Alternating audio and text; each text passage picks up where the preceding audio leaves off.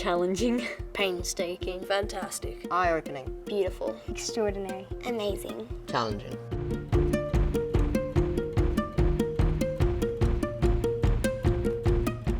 For my passion project, I made a Lego Star Wars stop-motion animation.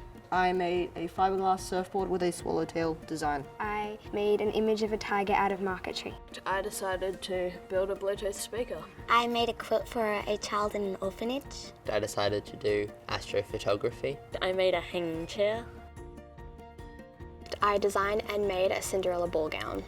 The passion project is different to other schoolwork because you're able to pick what you want to do.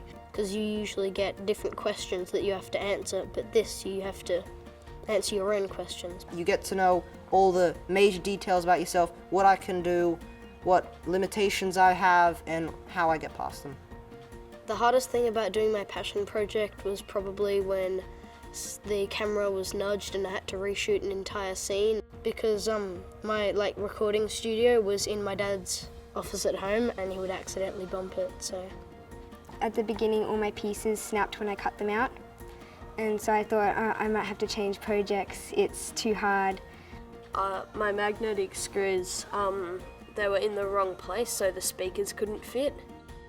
Oh, when we were putting the slats on, we tried to screw them in, but the screw broke inside of it. The best thing about doing my passion project was spending time with my dad and learning how to use all his tools.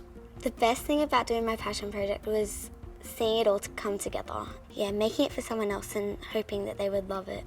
I was looking through a quilting magazine for inspiration for my quilt, and there was a Christian organisation in Melbourne who designed and sewed quilts for these orphans and would send them there. So that inspired me. I really like how just everything was so fine-tuned. I feel like it can't sort of happen by chance, that there had to be some reason behind it.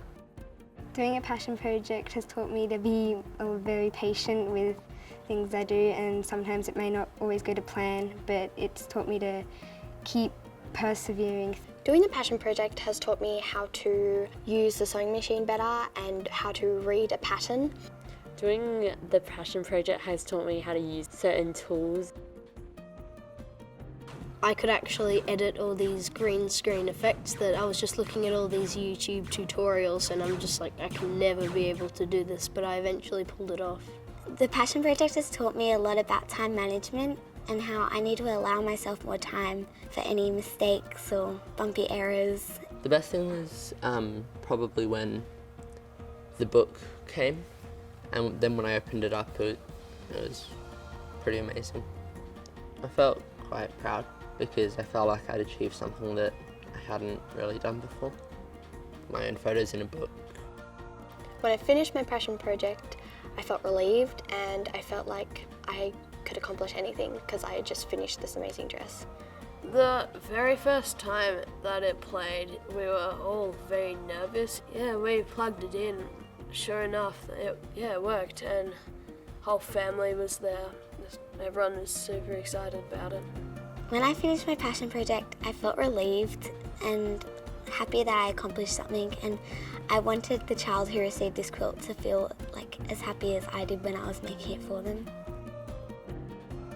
The moment when I looked back at my board and said this is really, really good was when I was shaping it, not when it was glassed and had the logo, but when it was just the foam blank and we had finished shaping it.